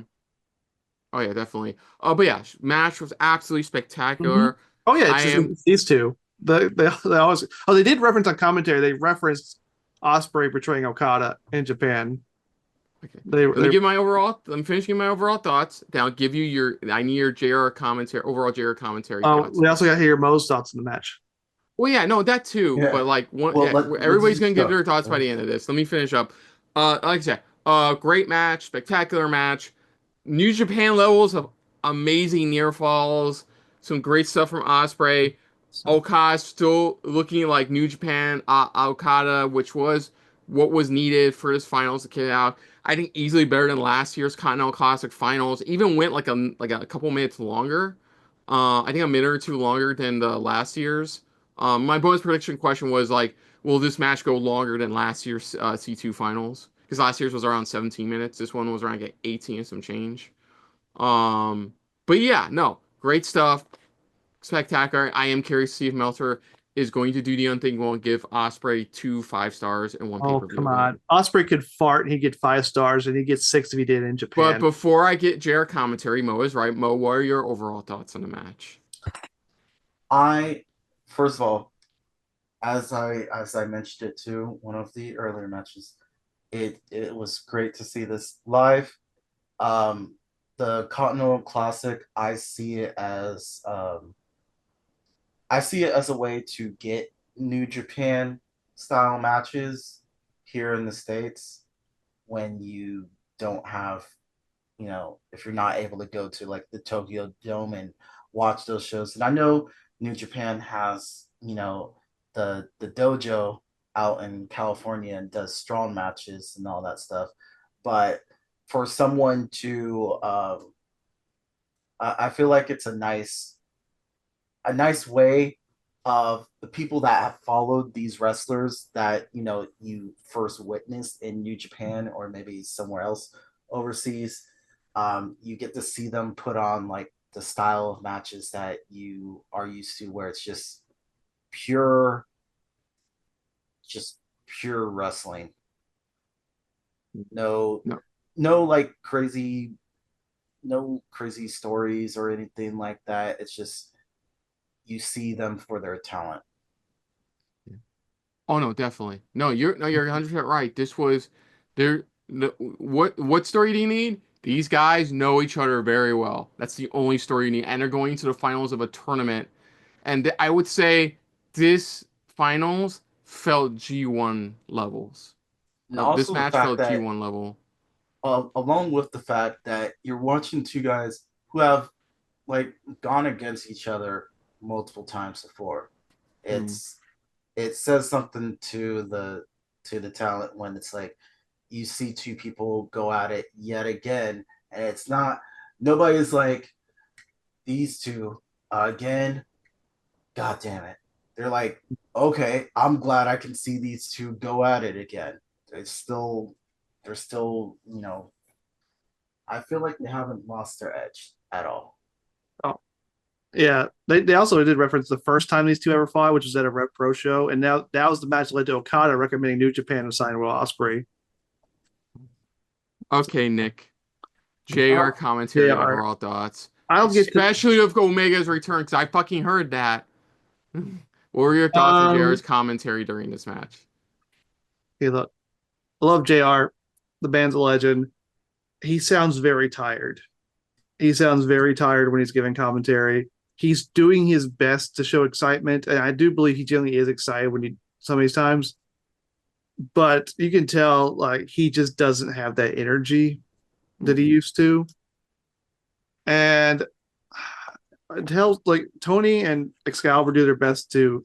There's a couple of times where he was trying to make a point, and he kind of went off a little bit. And but Tony and Excalibur got him back on track. And look, it's obviously he's not. It's not his best work. He's not going to be the JR of old. I'm just glad that I still get to see him because he's not going to be around. Probably not for too much longer. I say that like, he is getting up there, and he probably is. I think he said he is going to retire sometime next year, maybe. But I'm just going to enjoy JR while I have him. And yeah, is this going to be Attitude Era JR? No, but it's still good to see him. Yeah. I'd say that. Yeah, no. His delivery of Kenny Omega coming back can go straight to hell. I love the man, but good God, Kenny Omega's back, and we thought he was not going to be coming back after the Jack Perry attacked him, his diverticulitis area, and like his reaction to him returning felt so neutral, though he was trying to give it something. Like I just I wish the man the most amazing health and livelihood in his life. He's been through a lot. God damn, man, that delivery wasn't great. It was not great. Yeah. I wouldn't use the expression straight to hell. I mean, No, no, no, no. I'm saying his delivery. I know what you're saying. I know what you're I'm saying. not his Well, delivery I for wouldn't be. Kane's you return. said JR could go straight to hell. I Wow, did that's not messed say that. up. Fuck off, Mo. I did not say Wow. No, that. I'm just saying I wouldn't use as harsh a language with JR because I know it's not entirely his fault. Like nobody's they're asking him to come out there and do it. And like, he's basically there for his name recognition to try to give like legitimacy there. Yep. But yeah, Um, JR's not doing his it's not his best work. And if he is planning to go out soon, more power. He's still the greatest announcer to ever do it. He'll still be remembered as one of the best ever. Like he would say Gordon Soley. Gordon Soley is definitely up there. Jim Ross is the greatest announcer of all time. And I was thinking about this when you were talking about the Okada Ospreay match. The only time during the match where I could give it kind of negative, I felt like it had one false finish too many. I feel like it was an Okada should have finished the match with the I can't remember his finisher move. The Rainmaker. He should have hit it oh. with the rain. They should have finished with the Rainmaker before the last Rainmaker. Oh, I thought you said you should have finished him off with the money clip because of all the blood loss. No, because he did. There was a time when he hit the Rainmaker and Ospreay kicked out one more time, and I just feel like it's something that both AEW and New Japan does. I feel like sometimes they overdo the false finish because if you do it too many times, it becomes less special, and it diminishes finishers in general because they're called finishers because they're supposed to finish.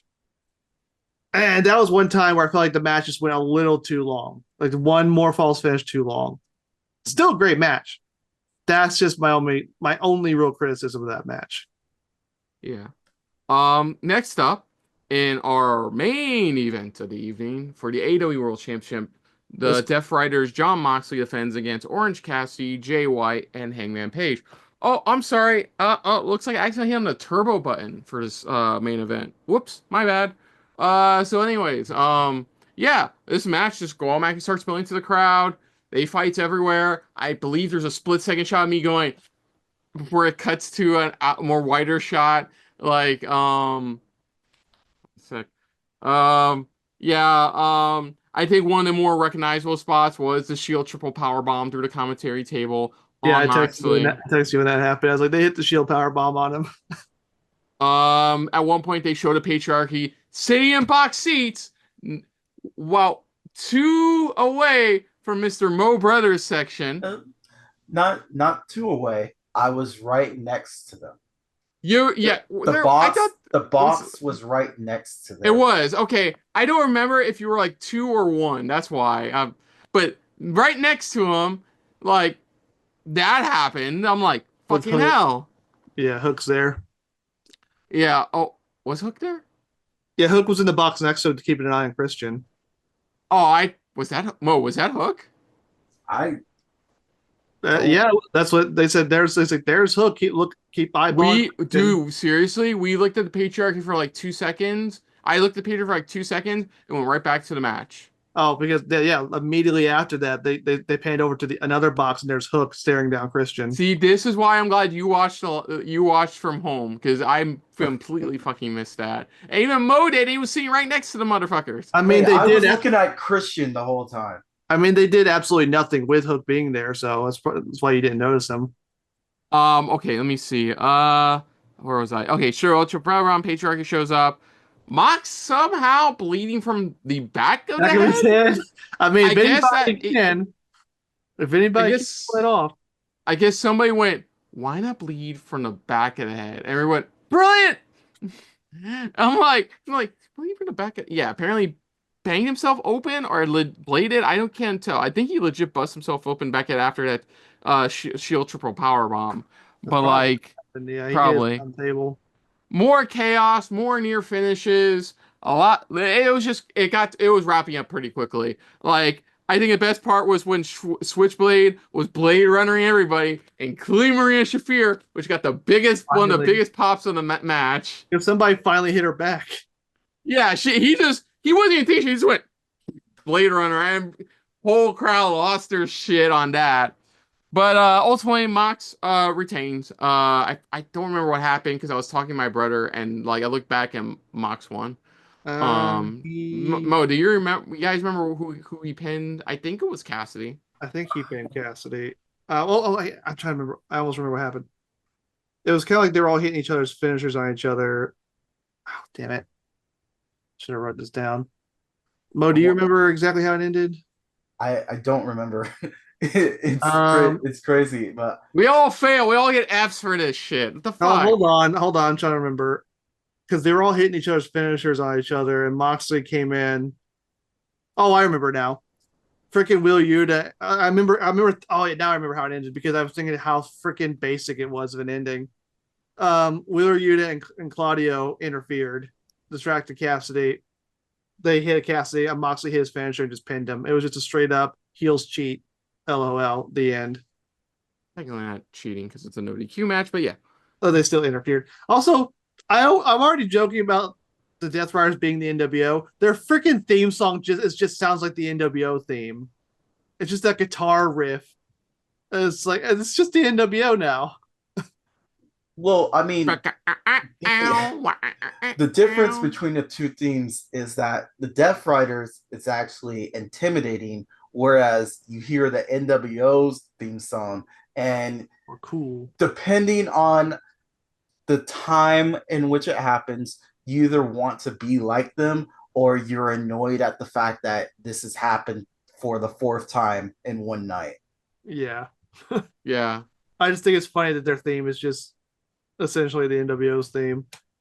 Uh, but yeah, But this match was okay. It was clusterfuck, fatal four way. Everyone got spots. Moxley won, which we expected. So he wasn't going to lose. The fact that they just did with the heels, all interfere, help the guy win. I don't know, but obviously this whole match just to set up what happened after. but wait, there's more. As the Death Riders are beating down the competitors who are laying in the ring, FTR come out, who apparently haven't. Apparently, I was watching this back on the AEW video clip, and apparently they haven't been cleared yet to compete. They said they're not cleared until the end of the year, Ha. so they're a week away from being cleared. Yeah.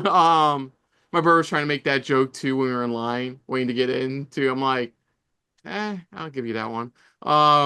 Yeah, they come out black, then Team FTR, but the R is like the Edge R, and out pops a returning Edge. The crowd goes wild. JR goes wild, and everybody's losing their minds. I'll pick it They on go, Japan. dude. I watched he's back.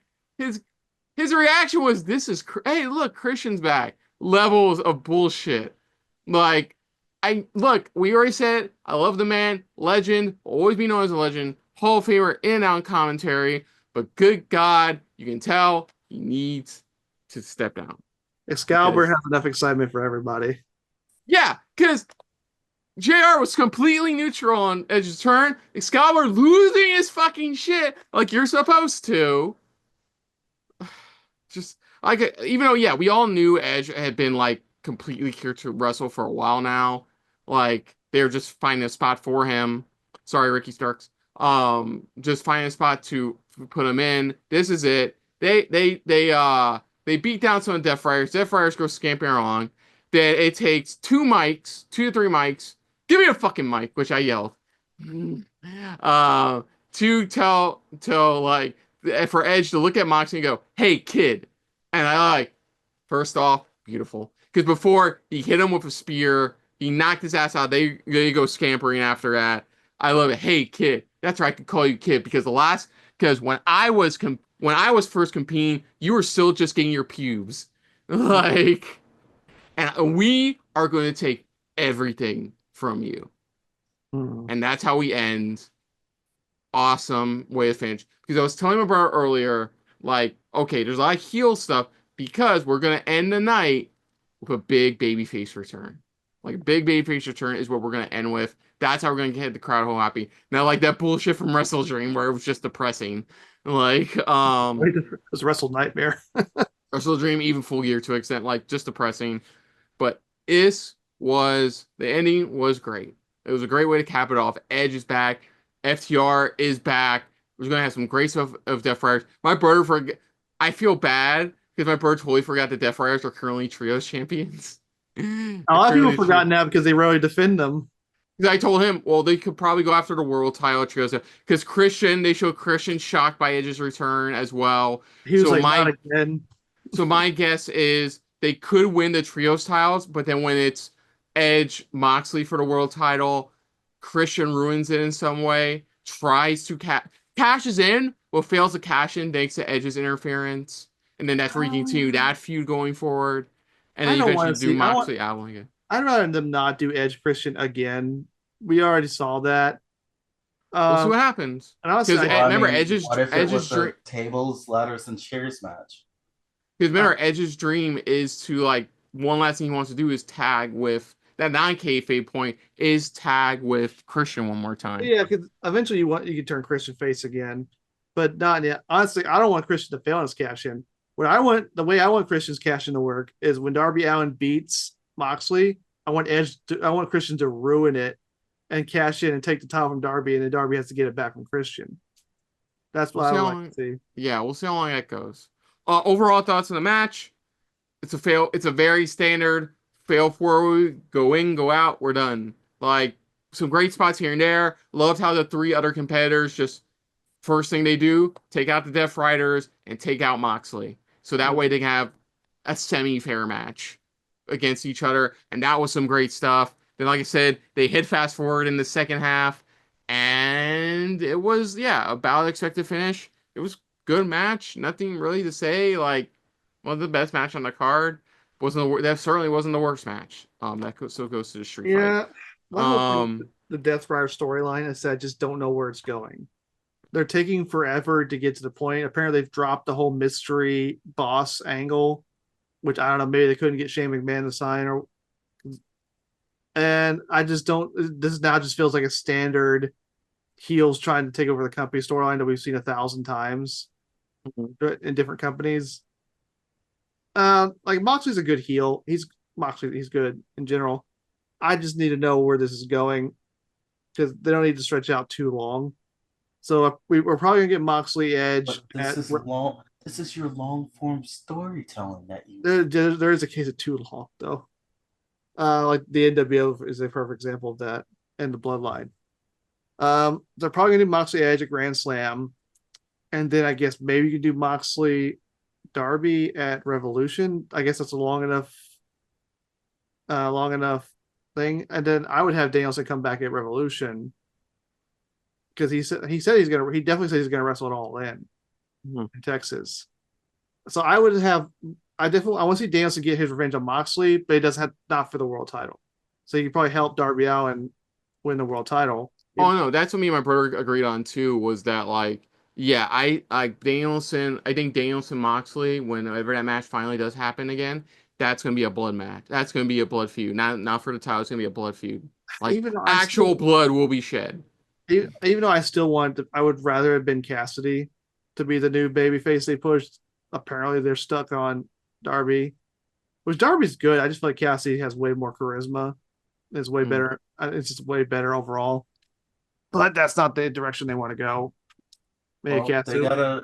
they gotta build up Darby so They're just without gonna- the extra legend power of Sting backing him, yeah, and they the do fact need to that show. he's trying to climb Everest. I have a feeling that once I he feel does like Everest, it's gonna be one of those things where it's like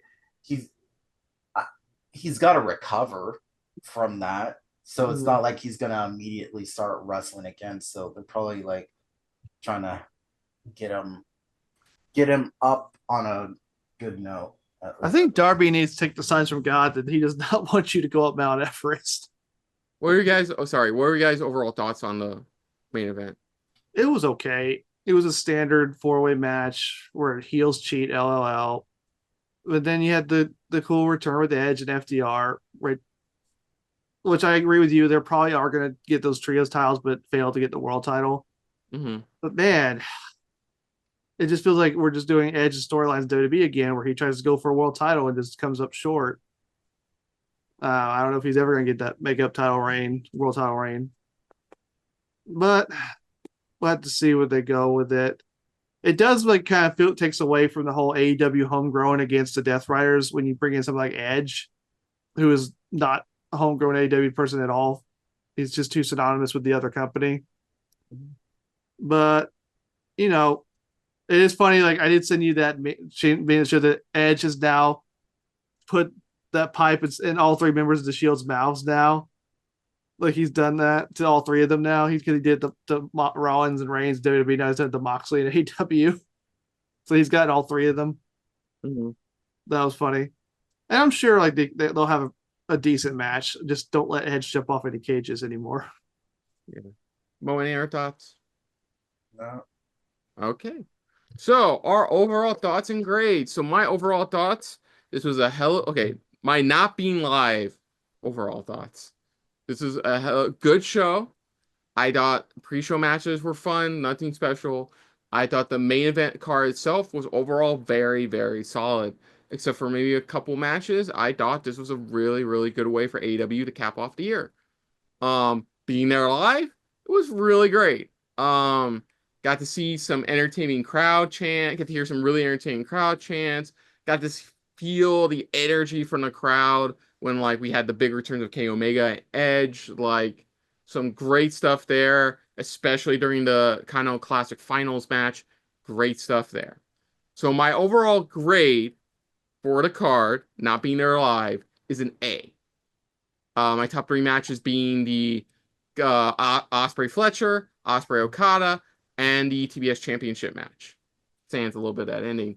Um, but yeah, A is gonna be my overall grade.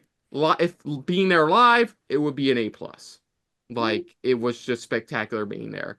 But my actual grade, being critical, not just being there live, would be an A.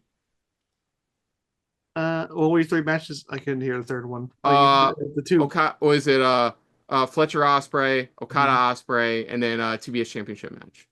Okay. Mo, you want to go next? Because you were also there live. I mean, it was great, wonderful. Like all this going on, and like crazy thing is there was a WWE holiday show downtown same night. So Yeah. going into this, I was kind of wondering like, how's the crowd going to be? Is it gonna be insane or anything like that? And I was not disappointed at all with the show. I'm glad I was able to see it. I was glad to be around friends to see it, as always. Um, I'm going to just I'm gonna give the grade and then I'll say what matches I was about. Um, I'm giving this an A, whether live or not live. I feel like it was an A show.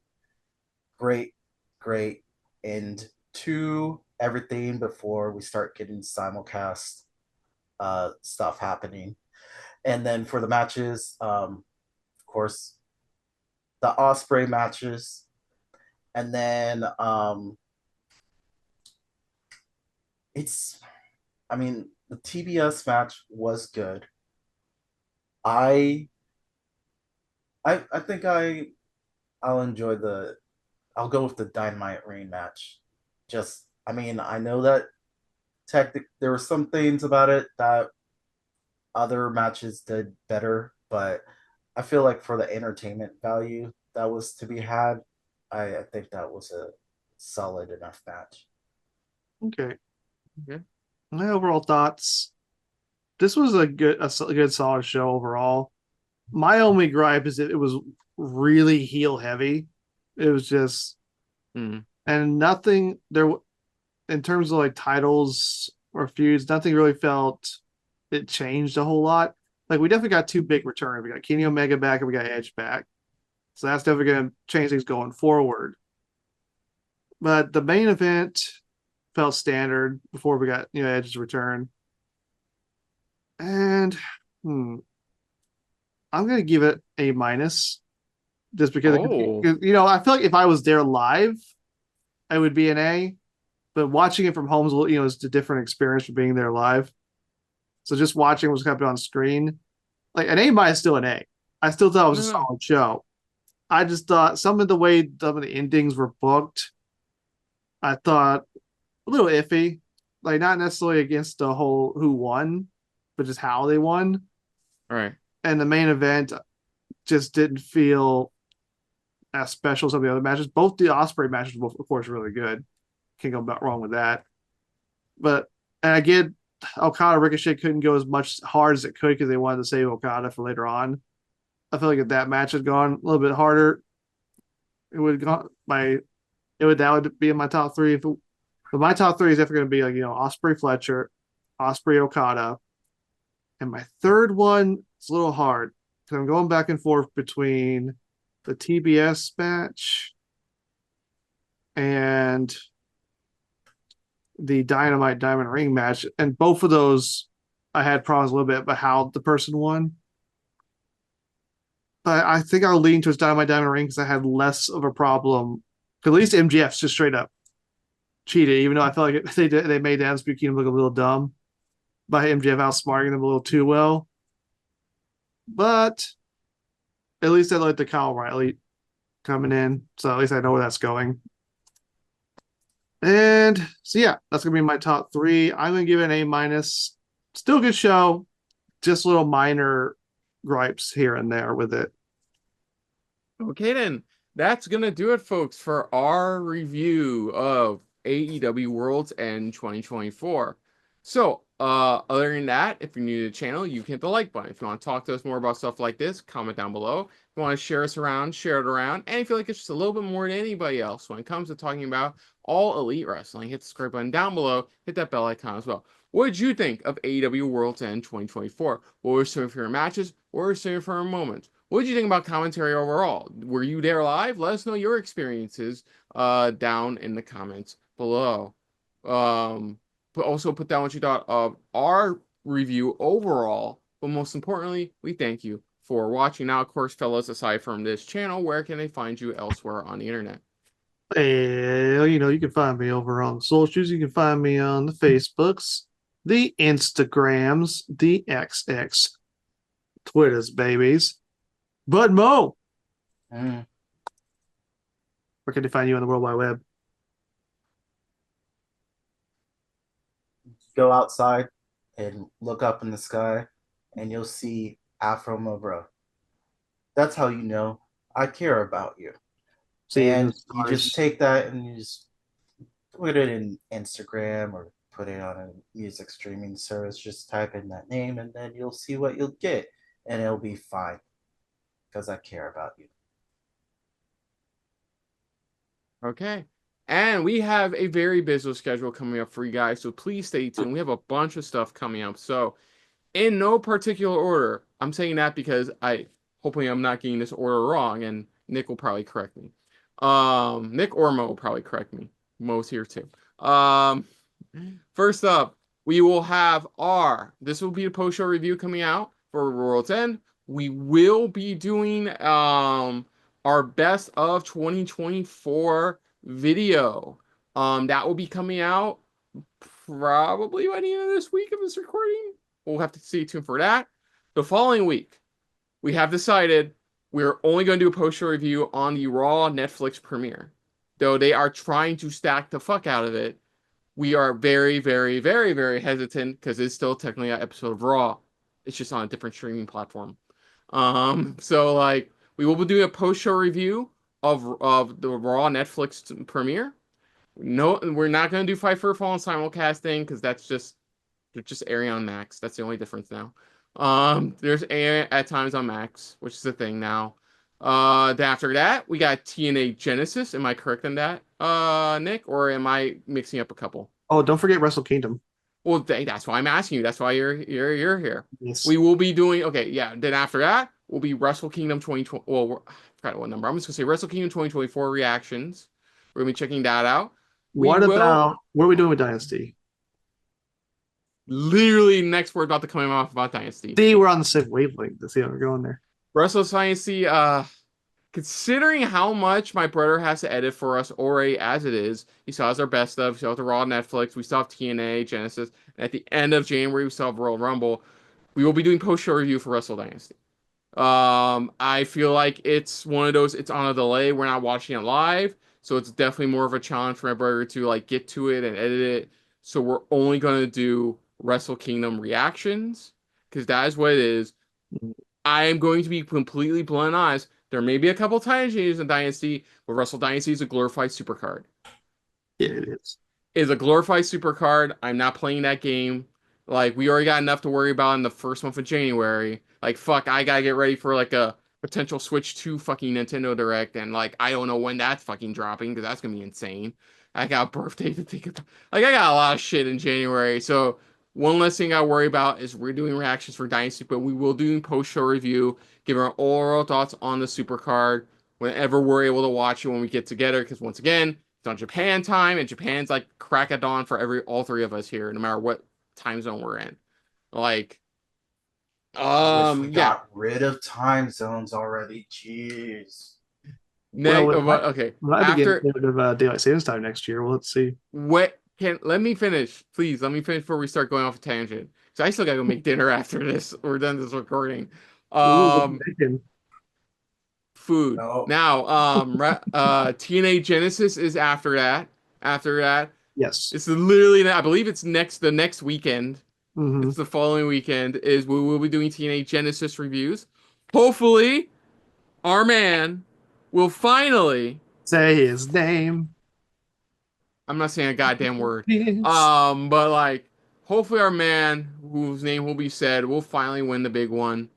But that's it, and that's it for January. Because technically,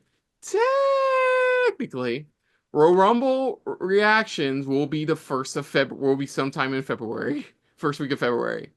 Um, but I have some special news that I've discussed with Nick.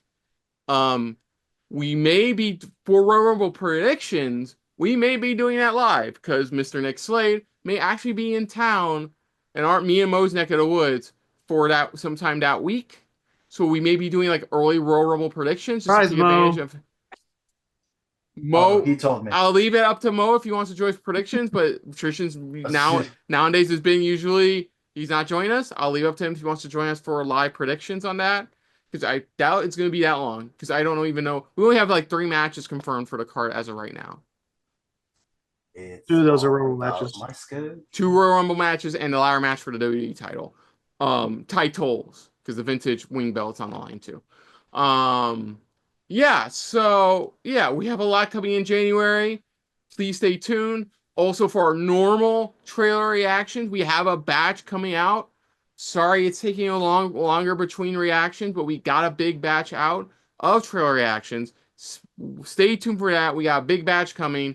We even have my brother cried for y'all for the Superman trailer reaction. Check that out. The teaser trailer reaction for that. All I'll say is it was happy tears coming from my brother, and it was happiness coming from me. Though I still had doubt. Somebody had to be real about it. But like, check out those trailer reactions. As always, my brother's busted his ass off day in day out. Every time I ask him to edit something for us, for Once You Do Wrestling, for the channel in general, please stay tuned. Please check those trailer reactions out. All of you will help us very much because this October, coming in October 2025, we will be celebrating 10 years of doing this. Woo! So our goal between now and this October is to make it to the 10,000 subscriber count. We are at over 90. We're at over 9,700 now. Please, please, please, please. If nobody who likes our kind of wrestling reactions, who likes our kind of trailer reactions, who likes our kind of wrestling reactions, video game presentation reactions, please, if you know somebody, please stay tuned and please have them subscribe to us. We really appreciate it. But that's it. This January, you're going to get a lot of wrestling reactions. 2 post-show review reactions for Raw, Netflix, and Wrestle Dynasty. And then TNA Genesis full reaction, as well as Wrestle Kingdom full reaction for that as well. So please stay tuned. But until next time, though, I'm Kristen. I'm Nick Slade. I am Mo Brothers. And that's been a very ending of the world-filled episode of 1, 2, 3 Wrestling. And we will see you guys later. Hey guys, thanks for watching. If you want to check out any of our previous reactions, As well as one of our other SRB shows. check out one of the playlists down below. And if you want to check us out in the social universe, You can find us on Twitter and Stardust, at Super React Bros. as well as on Facebook. At Super Reaction Bros.